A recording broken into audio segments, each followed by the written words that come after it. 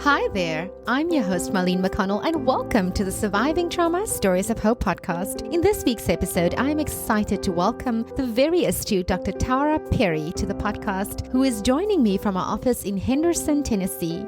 Dr. Perry is a clinical hypnotherapist and doctor of acupuncture and Chinese medicine. She specializes in core trauma transformation, helping people get to the root of their biggest block, connect to their authentic selves, and thrive in deep, confident peace. For 25 years, Dr. Perry has successfully treated celebrities, Olympians, first responders, world record holders, doctors, scientists, teachers, parents, and children. She has been featured on the Lifetime Television, the Los Angeles Times, Fox Sports West, Cosmed Magazine, and more. For 10 years, Dr. Perry taught at the #1 acupuncture college in California. In 2000, she was chosen to be the first acupuncture teacher at the famous Arthur Ashe Center at UCLA. Dr. Perry hosts her own podcast available on all major platforms called Next Level Healing. It has been my pleasure to have Dr. Perry join me, and I know you will love this episode. Thank you to my listeners for joining me on this journey. Comment on the posts on Instagram, Facebook, or LinkedIn, and let me know what you think of this episode. Also head to Amazon.com or takealot.com and get your copy of my book, Ray of Light, and please leave me a rating and review. It would certainly mean the world to me. Also, please check out my website and download your free journal prompt and relaxing meditation on the resources page. As always, stay tuned and keep listening.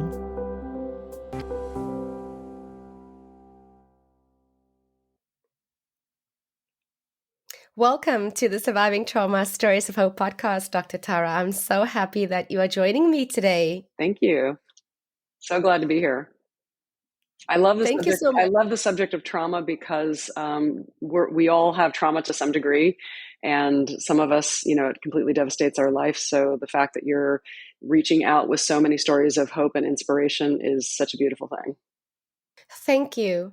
And you're right. So many people are suffering in today's world, and many of them don't even know why. They don't even know that they are traumatized, and they simply just try to navigate all of the symptoms of the way that their lives are impacted by these experiences.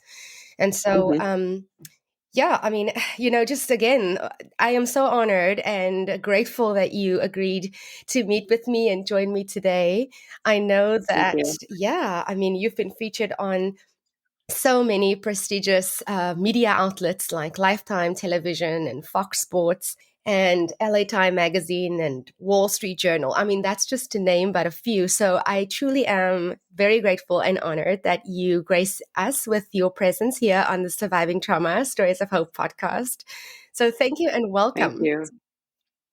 Thank you. Well, I've had a very long career. I left the entertainment business, a few years after I graduated from UCLA. And I just felt called to get into holistic healing. So I was right there in the center of Hollywood at the hottest place there was. And it's still very hot today. But I called up my homeopath one day and I said, what would I do if I want to do what you do? Because he was so wonderful at healing people and changing their lives for the better. And I wanted to be part of that. So I left the entertainment business, and they thought I was a bit crazy because we literally had lawyers and MBAs from Harvard and Stanford working in the mailroom for less than minimum wage. Oh my gosh. No, it was a boot camp, and the competition was extreme. And it was meant to weed people out that, weren't completely committed and creative and, just had that deep, intense focus. And the doors were opening for me to move up, but I felt like I couldn't breathe. I needed to be in a world where I was truly contributing at a meaningful level. So when I had that conversation with my homeopath, it's really almost like God parted the clouds and said, this is what you're going to go do. It was a very bizarre epiphany. And when God tells you to do something, you tend to pay attention. It was a a long journey. I went to China for a year, 2 years after Tiananmen Square, and studied at one of the top 5 traditional Chinese medical hospitals there. And that was an amazing experience to be. In fact, I just interviewed an amazing doctor who's one of the leading eye surgeons on the planet, who also left China, escaped China during the Cultural Revolution. And he ended up incredibly diligent guy. I don't want to get sidetracked here, but I'm I, anyway, No, it's my life, interesting. my Please life go ahead. experience has been really full, and I've been blessed to meet certain people along the way. Florence Henderson was my patient, and that's how I ended up on Lifetime Television, because she asked me to be on her TV show, and I was asked to be the first acupuncture teacher at the Arthur Ashe Center at UCLA. It was the first time any UC school in California had made acupuncture available to the student body for medical care. And that was a great privilege and an honor. So, I'm just lucky to be at the right place at the right time. And I feel very called to help people at a deep, meaningful level. When I'm listening to you, I think that when we at that place where we get the signs, we at the right place at the right time, we're with the right people, and the divine has intervened to say you are now on purpose, then everything just falls in place.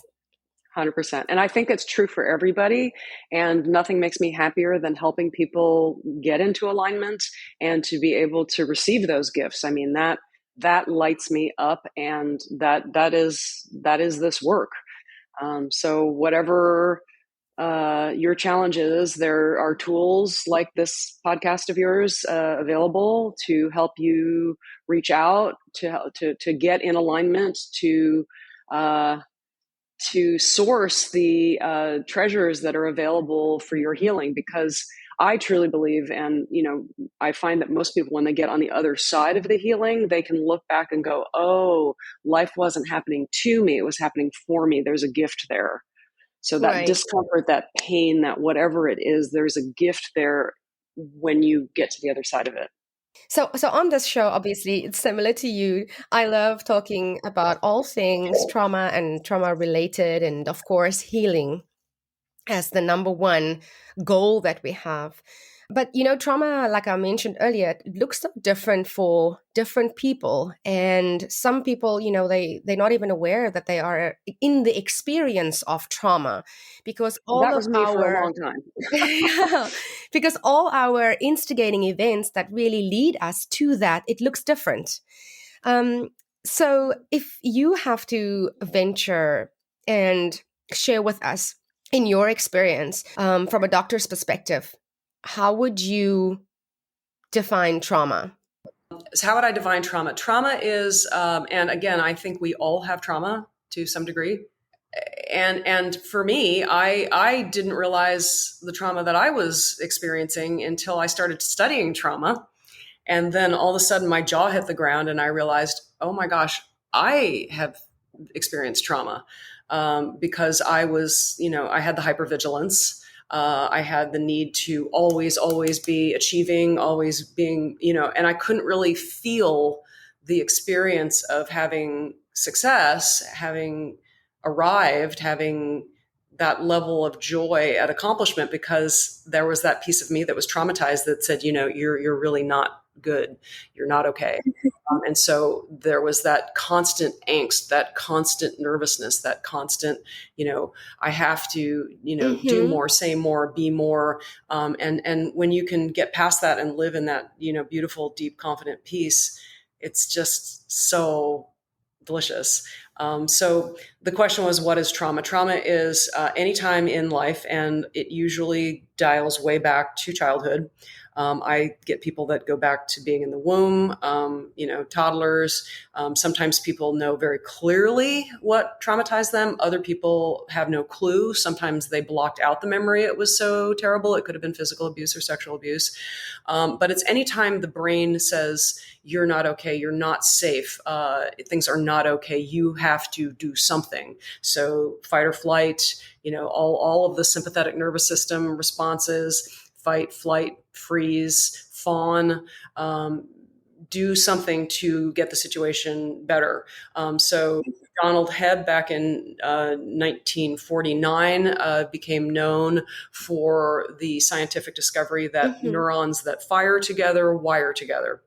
And that's where trauma gets locked in. So it doesn't really matter what happens to us, but it's the interpretation that we make of the experience that ends up getting fired and wired, deeply cemented into the subconscious mind. And scientists now know that 90 to 95% of our mind is subconscious. And so trying to solve the problem with that 5 or 10% is difficult. So that's why I get people repeatedly who have been through 10, 20 more years of therapy and they didn't get their outcome, because you can't, for most people, I would never put a generality across all people on all platforms, but the people that I hear back from, they can't get the result that they're looking by just hanging in the conscious mind and talking about the emotions and the feelings. So when those signals, those messages get wired in there with a strong emotion and a clear thought, and that clear thought might be, the world's not safe, I'm not okay, I'm not worthy of love, things are available to other people, but they're not available to me. It's different for other people, but there's certain similarities. Then that becomes the default, and we think the same things that we thought yesterday, the day before. It's just the neurological patterns. We default to whatever the superhighway in our consciousness is. So most of us have dirt roads to what we want and a superhighway to what we don't want. And that really can't shift until the subconscious can see, oh my goodness, this pattern that I've been firing and wiring since whenever that trauma was is actually harming me, and it's dangerous. It's like, it's a hot poker. Then I can let it go. And then if you're given a pathway that gets you to that unfamiliar heaven that you really want, then you can start building those new neural pathways. Hope that made sense. That was a long-winded response. It's so interesting because retraining the subconscious mind is a practice, a daily practice. And what you said made me think of something that someone said to me a couple of years ago. And the person said that about the patient, what we see is just the tip of the iceberg. We're simply only swimming in the symptoms, but what really is the cause of all of this is underneath. And I think that was, now thinking and speaking with you, listening to this explanation, they were referring to the subconscious mind, because that was really what was driving all of the symptoms that we were trying to fight in this world, in the conscious logic mind. But there was a deeper issue that was basically not being addressed and not being met at that stage for this person in therapy, with the help of a psychologist and a psychiatrist. Yeah. 100%. So in my digital, I usually meet people on Zoom and hear what they have to say and what they're struggling with. There is a picture of an iceberg, and yes, it's that 5 to 10% that's the tip of the iceberg. And if you want to go in one direction with that, but you've got this whole lurking 90 to 95% that is driven to go in another direction, who's going to win that war? Yeah. It almost becomes a losing battle if you don't have that intent and focus to say, okay, I want to do the work in the subconscious mind. So how do we retrain our subconscious mind? Because there's so many different aspects when we speak about trauma. We speak about the fight and flight. We speak about the symptoms that we experience in that time, at that time. So something might have happened to you as an instigating event. The experience may have been traumatic, but it's now the things that is happening in the present time that is really the difficult challenges that we deal with. So where do we start when we want to reprogram? So there's a lot of options and choices. I created a process called core trauma transformation. And I work with people over 90 days because I find that people are like layers of an onion. I couldn't agree more. We are onions. Yeah. Yeah, I can get people to like that epiphany, like, oh my gosh, this is incredible. I totally get it. But it's kind of like waking up from a dream if you don't keep firing and wiring and reconnecting what you remembered, because it really is all about remembering. I always tell people I feel like Glenda the Good Witch, with Dorothy.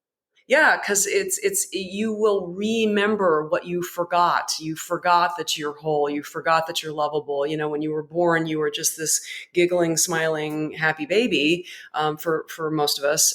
It wasn't until something occurred along the way that we thought, oh, I'm really not okay. I'm not acceptable. I'm not worthy of love. I'm not worthy of praise. Things are available to other people, but they're not available to me. There's a myriad of thought tracks that play in there. So again, there's differences for people, but then there's similarities, and it basically boils down to my needs aren't getting met. So you're gonna have to remind me of your question again. I do this. My brain goes in so many different directions. How do we address that? So there are more and more modalities and people and tools showing up for this. Meditation is fantastic, but for a lot of people, it's slow and it's frustrating because they feel like I just can't get away from my horrible negative thoughts. The good news, I'm a huge Dr. Joe Dispenza fan. I do have most of my people doing his stuff simultaneously because there are measurable benefits from that are spectacular. And he's doing a lot to measure brain waves, blood microbiome. I was in the microbiome study a year and a half ago that showed that just by doing the meditation diligently, I mean, we did a lot of hours over the course of 6 days. And they measured your samples before and after, and you literally got a better measurable improvement in your microbiome, which anybody who's in the holistic health world knows is the key to good health. I mean, you have to have all those healthy bacteria, functioning and popping and firing and wiring, all, the good information, so that the bad stuff doesn't want to live there. It can't live there. It's crowded out. Mm-hmm.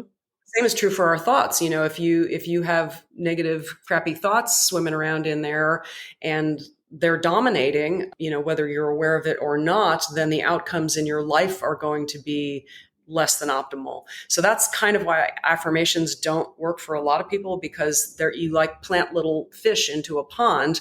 And if there's a big giant fish in there that's swimming around eating up the little fish, the little fish don't have much of a chance.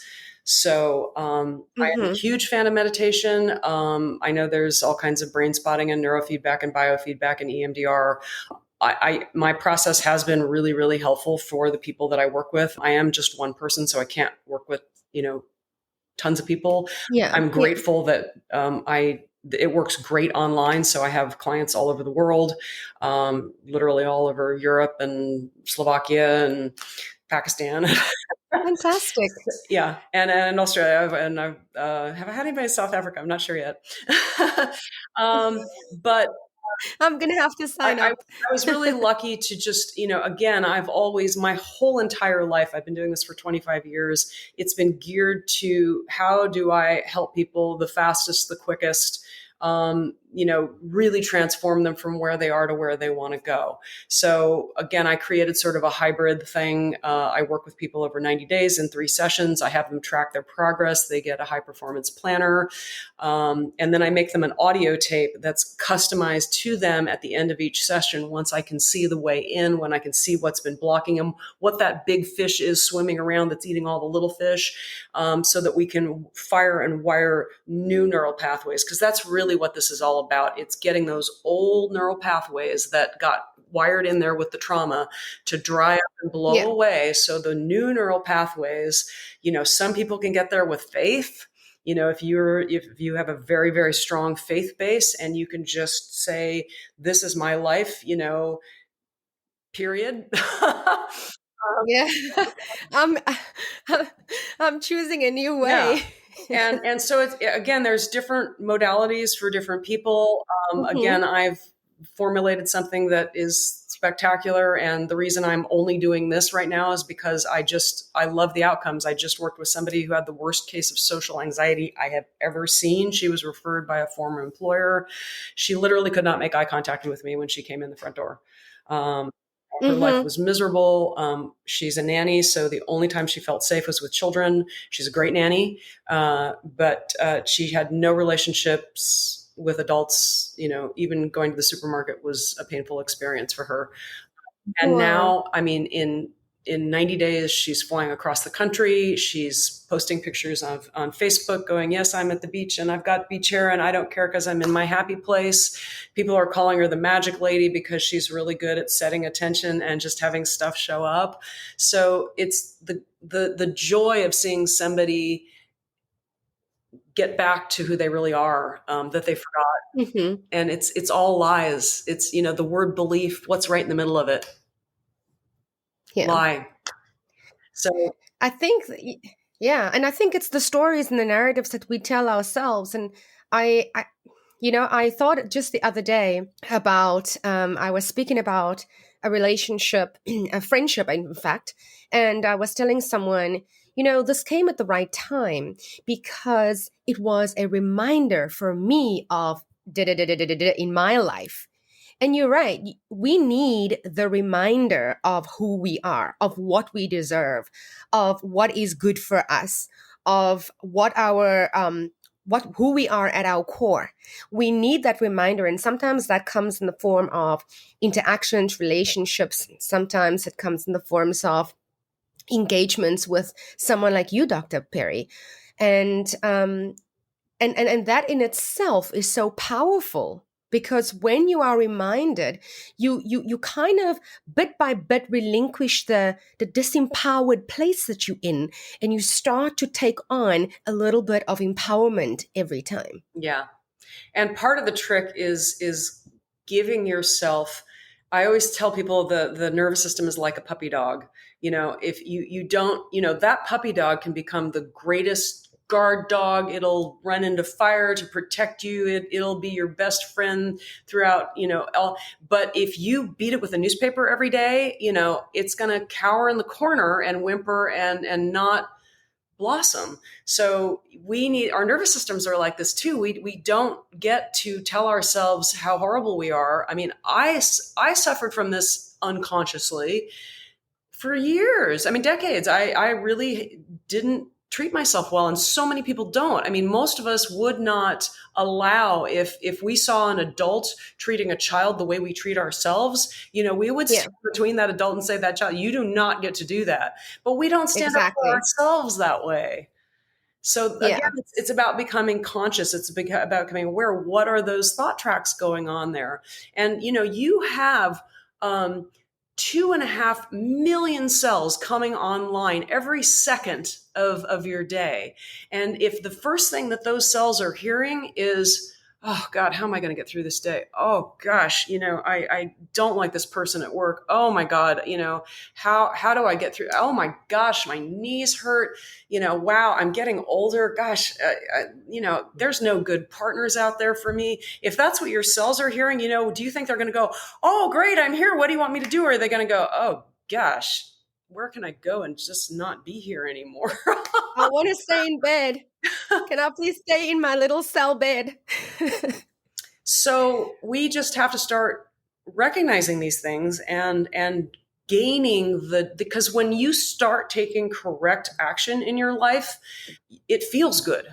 And you have to learn how to fire and wire the good feelings that come along with thinking correct thoughts, taking correct actions, having positive, non-toxic people in your life.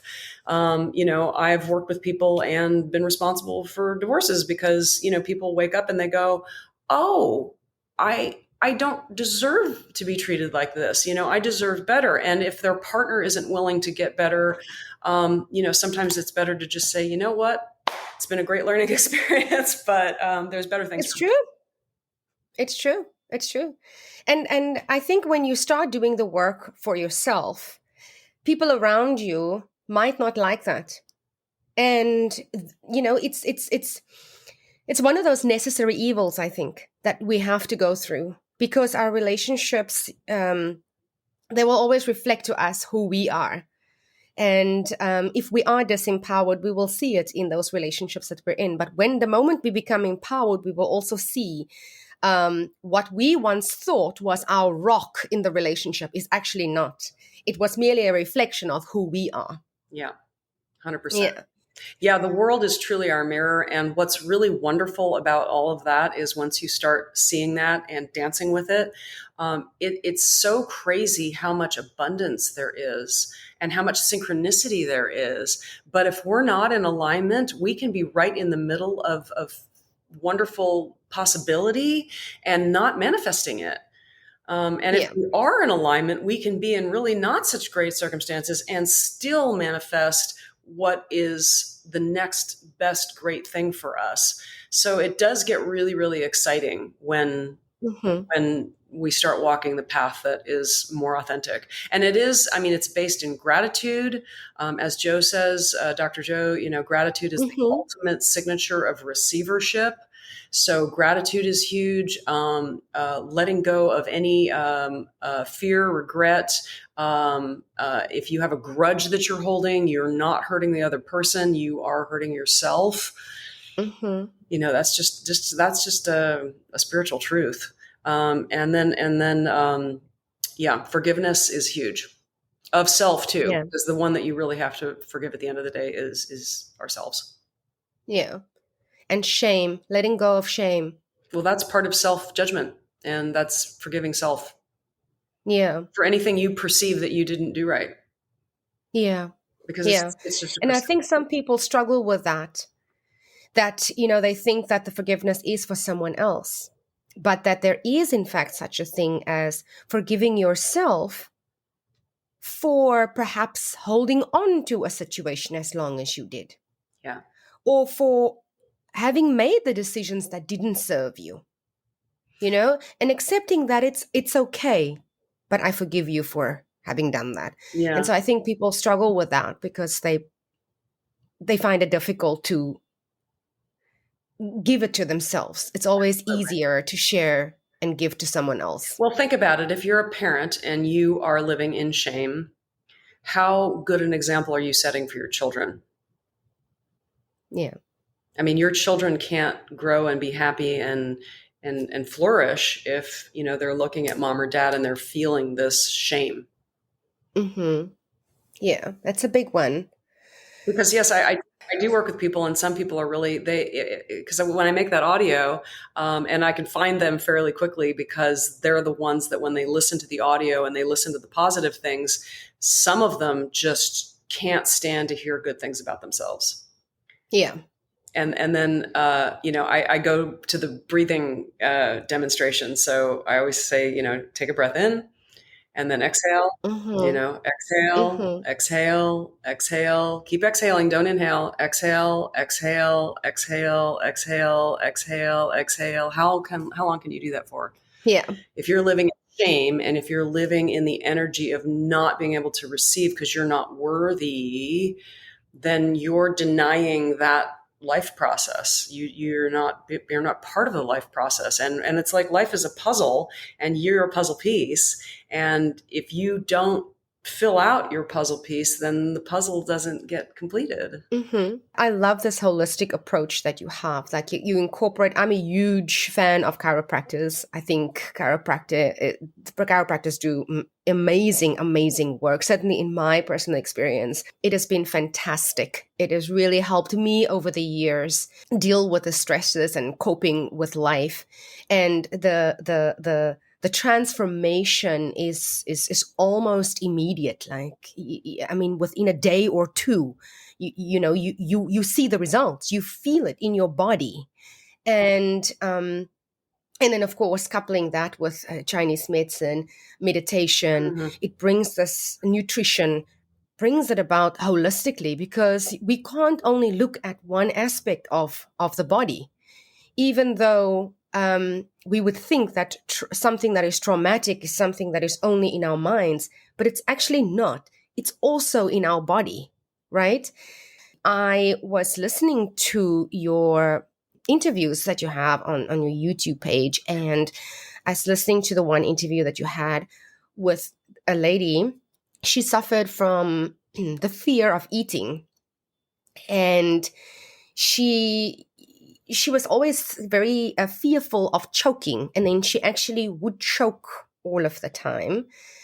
And she was explaining this on this episode. But what I found interesting was that, she spoke of the after working with you on the 90-day program that you have, she said that the change was almost instantaneous. And not even after the 90 days. She said it was upfront.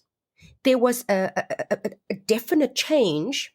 And for something that is so visceral for her to, not be able to eat or have this fear of eating, choking every time she eats, ending up in the ER and these, I thought to myself, wow, that's phenomenal. Because when we think about healing from an experience that is traumatic, like in her case, the fear of eating, you would think that it's something that takes a long time.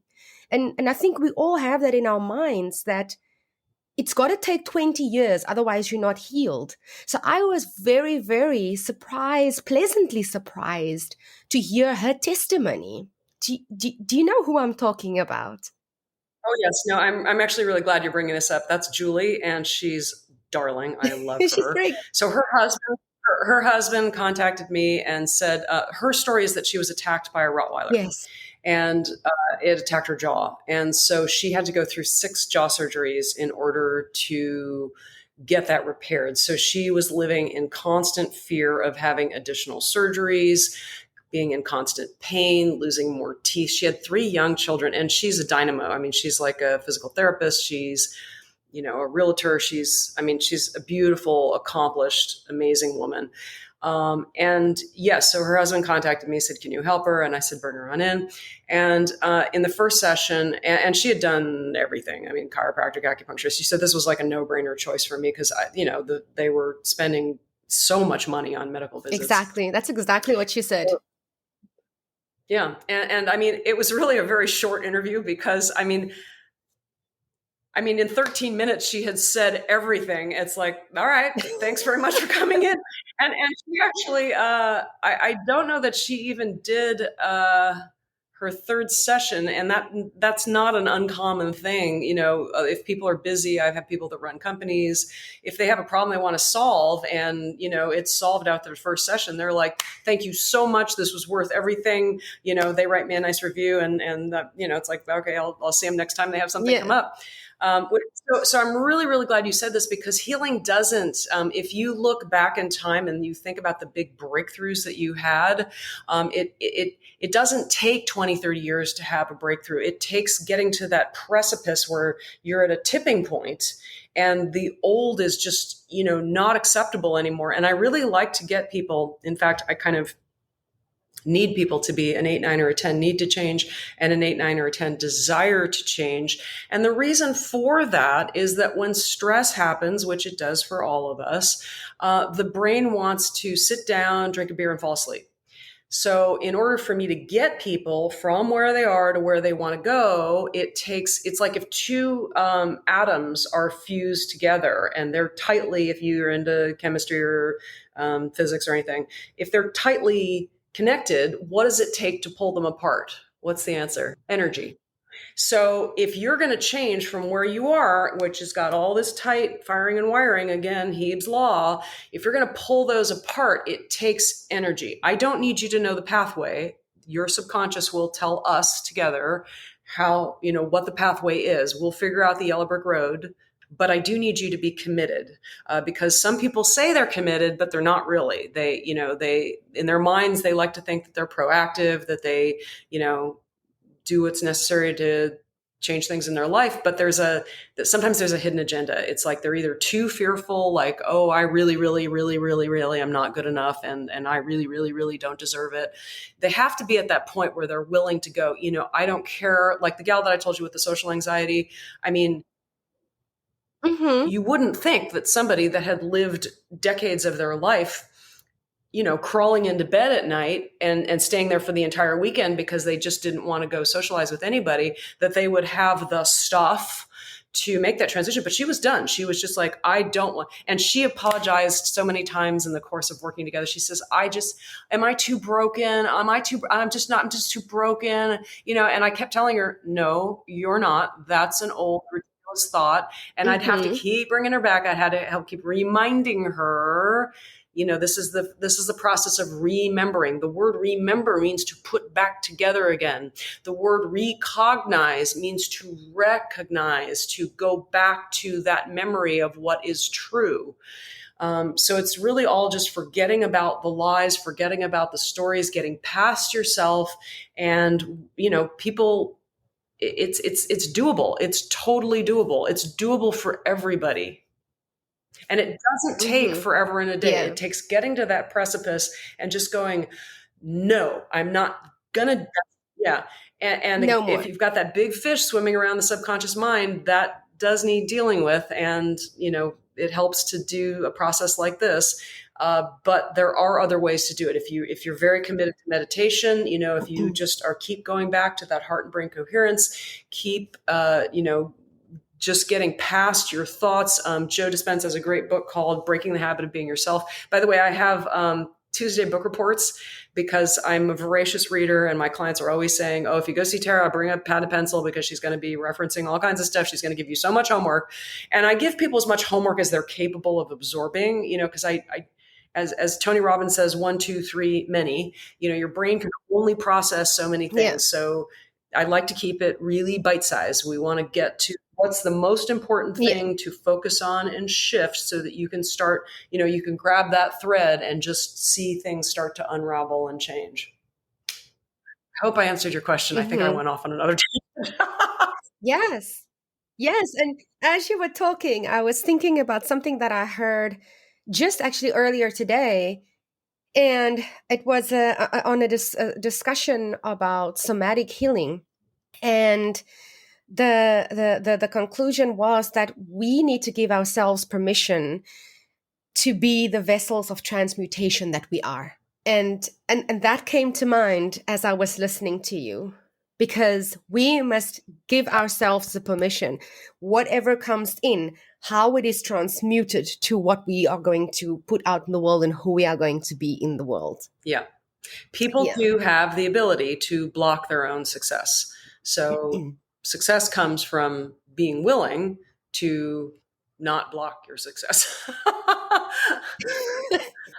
And again, I don't need you to know how to get there because I can do that, but you have to be willing to put one foot in front of the other. If you listen to the Jerry interview, she's like, there's still work to do. I don't do the work for you. I'm like a tennis coach. You need to get out on the court and, practice the swings. And it'll start to fall into place. I'm taking voice lessons right now with a Broadway star. I love her. That's so exciting. She's a friend, but she's just, her last gig before COVID was Carnegie Hall as a soloist. And I look forward to interviewing her. I have a podcast called Next Level Healing. So, and I've been just so fortunate to just have these rock star, amazing people that are just creating change. But I hope to interview her too, because I can't help but notice the similarities. She's like, because I thought I had a decent voice. I sang at a friend's wedding. I sang at, my sorority sisters, and they thought it was wonderful and blah, blah, blah. But I recorded myself as I was like auditioning for her thing. And I was a little embarrassed because I'm not a professional singer. She's like a goddess who just I've never heard a woman sing and just have her reach into your heart and pull it out. Right.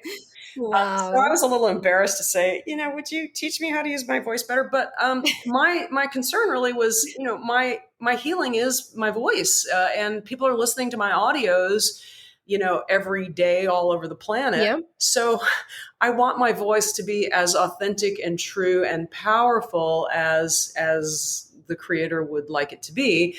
And in order to do that, I needed to learn how to do that. So she was saying, look, there's a way in, and I don't know the way in yet, but we're going to go through this thing. And so it's kind of like learning to ride an invisible skateboard or play an invisible piano. And that's what acupuncture was like too for me. It was like learning to Yeah. play an invisible piano. And at first you're like, I don't know what to do. You want me to heal somebody by sticking in a bunch of needles and giving them some earth and twigs? And it's like, it seems impossible. But if you Yeah. follow the instructions that you're given, Mm-hmm. follow the pathway that you're given, all of a sudden you start to realize, oh, I can do this. Wow. Yeah. And Yeah. And you just need that that small epiphany. And learning to sing was the same way. And it's like, I didn't know what I was doing. I'm, in a maze, blindfolded, trying this, trying that. But she's hearing things and she's giving me feedback and she's going, yeah, can you see the difference between this and that? And, at first I couldn't, but then it's like, oh yeah. And then I've got recordings of everything and I'm listening to it again. I'm going, oh yeah, that's what she's talking about. And then all of a sudden this stuff starts to unravel and I'm like, oh my gosh, that's a really nice sound. So That's so lovely. It's really the same. It's like, okay, yes, you're in this invisible maze. You have to feel around. You have to stumble, skin your knee, Yes. whatever. But like the gal that had the horrible social anxiety, God bless her, she just kept getting back up again, kept not taking no for an answer. She didn't take herself out, because the one way to fail at this, if you take yourself out of the game, I can't walk the path for you. That's right. That's right. You have to take the responsibility for your own life. Yeah. Yeah. If the world is reflecting back to you, like you said, Marlene, if you're seeing stuff that you don't like, what are you putting out into the world? My meditation teacher taught me, if you're pointing the finger at somebody and you're saying blah, blah, blah, you got 3 fingers pointed back at you. So I've trained myself, if I run into somebody in life and I think, oh my God, that person's unbearable, I think, what is it that I don't like about that person? And how am I showing up that way? And that was really empowering, because I got to tell you, I had a big ego and, my life was all about, getting this degree and that degree and this accolade and that accolade. But there was an emptiness to it. It was always, every time I would get it. And that's imposter syndrome. So, this works really well for imposter syndrome, because you can't experience joy if your joy is just getting external stuff. It's true. It's true. And if you feel like an imposter in your own life, you constantly live in fear because you think it can all go away in the blink of an eye. And my meditation teacher, who I need to interview also, his life story is worthy of being a movie, literally. In fact, the head of the Motion Picture Association called him up one day because somebody had told him about his story and said, I love your story. It's incredible. But the first part is really visual. I mean, it lends itself to all the, Hollywood stuff. But the second half is really spiritual. And the right filmmaker would know how to make it amazing. His name is Alan Gompers, and he wrote a book called Maximum Security. And it's a play on words, because the maximum security is really within.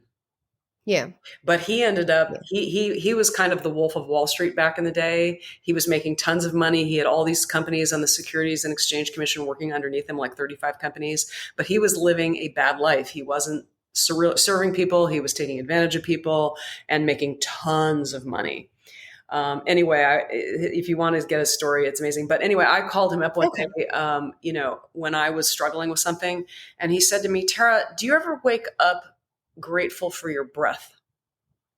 Because you can't, I read this wonderful quote today, and I unfortunately don't remember who said it, but I will commit it to memory soon. But it's one grateful thought can, take the place of your suffering. Yeah. Gratitude is the most transformative force in the world. I agree. Wayne Dyer said, if you only have one prayer, it should be thank you. Absolutely. I agree.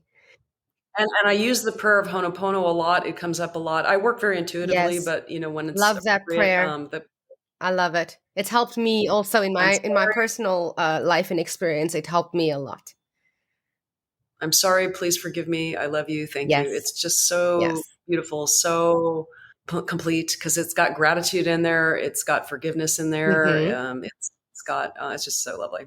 Dr. Perry, oh my gosh, we're going to have to leave it there, but it's been such an amazing, enlightening conversation. Thank you again.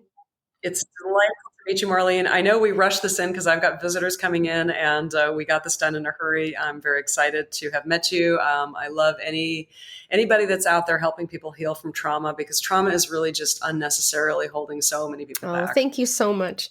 And thank you again for joining me today. And thank you, and a big shout out to Noah for making the introduction. And thank you, Noah. We appreciate love it so you. much. Yeah, my podcast is called Next Level Healing. So if people ever want to dial into that and listen to other experts, I just interviewed one of the world's best eye surgeons on the face of the planet Earth the other day.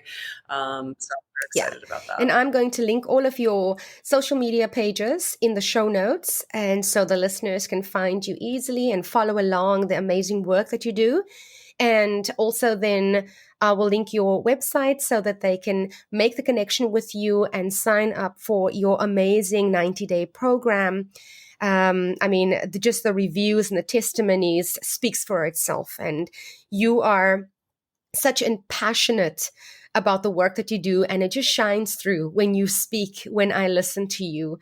And I know that my listeners, they are in good hands. So thank you again for joining us, and take care. Thank you so much. Love the work you're doing, and thank you. Take care. Bye. That wraps up this podcast episode. Thank you for listening. If you enjoy my podcast, please take a minute to give me a rating and review in Apple Podcasts. Please subscribe in your favorite podcast directory so you don't miss an episode. Please consider following My Centered Life on Facebook and Instagram for daily inspiration. Thank you so much for spending this time with me. You can catch me again in the next episode. Same time, same place. Sending you lots of love and light. Bye.